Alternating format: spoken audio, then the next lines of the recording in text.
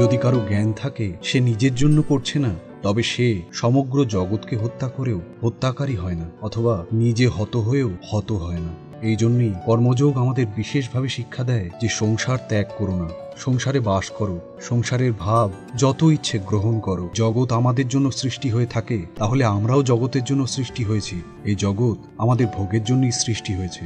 এই জগৎ মোটেই শুধু আমাদের জন্য নয়। লক্ষ লক্ষ মানুষ প্রতি বছর এই জগৎ থেকে চলে যাচ্ছে, অথচ জগতের সেদিকে কোনো খেয়ালই নেই। কারণ লক্ষ লক্ষ নতুন মানুষ জগতে তাদের শূন্যস্থান পূরণ করছে, অর্থাৎ জগৎ তার নিজের নিয়মেই এগিয়ে যাচ্ছে।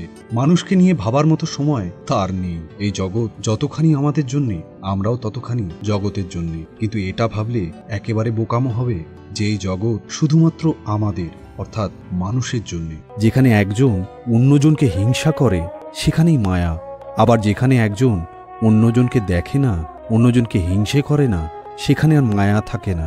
তখন সবাই তিনি, অথবা সবাই আমি। তখন আত্মা মলিনতা মুক্ত হয়েছে। তখনই আমরা বুঝতে পারি প্রেম কাকে বলে। ভয় থেকে কি কখনো প্রেমের উৎপত্তি সম্ভব? প্রেমের ভিত্তি তো মুক্ত ভাব। মুক্ত স্বভাব হলে তবেই প্রেম দেখা যায়। তখনই আমরা সত্যি সত্যি জগৎকে ভালোবাসতে আরম্ভ করি।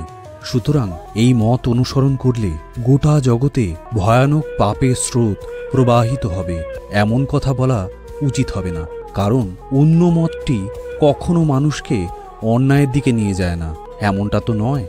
তাই ক্ষুদ্র সংকীর্ণ পথ থেকে প্রশস্ত উদার দিবালোকে এসো। যেখানে একজন অন্যজনকে হিংসা করে সেখানেই মায়া, আবার যেখানে একজন অন্যজনকে দেখে না, অন্যজনকে হিংসে করে না, সেখানে আর মায়া থাকে না। তখন সবাই তিনি, অথবা সবাই আমি।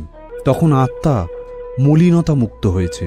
তখনই আমরা বুঝতে পারি প্রেম কাকে বলে। ভয় থেকে কি কখনো প্রেমের উৎপত্তি সম্ভব? প্রেমের ভিত্তি তো মুক্ত ভাব। মুক্ত স্বভাব হলে তবেই প্রেম দেখা যায়। তখনই আমরা সত্যি সত্যি জগৎকে ভালোবাসতে আরম্ভ করি। সুতরাং এই মত অনুসরণ করলে গোটা জগতে ভয়ানক পাপের স্রোত প্রবাহিত হবে, এমন কথা বলা উচিত হবে না। কারণ অন্য মতটি কখনো মানুষকে অন্যায়ের দিকে নিয়ে যায় না, এমনটা তো নয়। তাই ক্ষুদ্র সংকীর্ণ পথ থেকে প্রশস্ত উদার দিবালোকে এসো।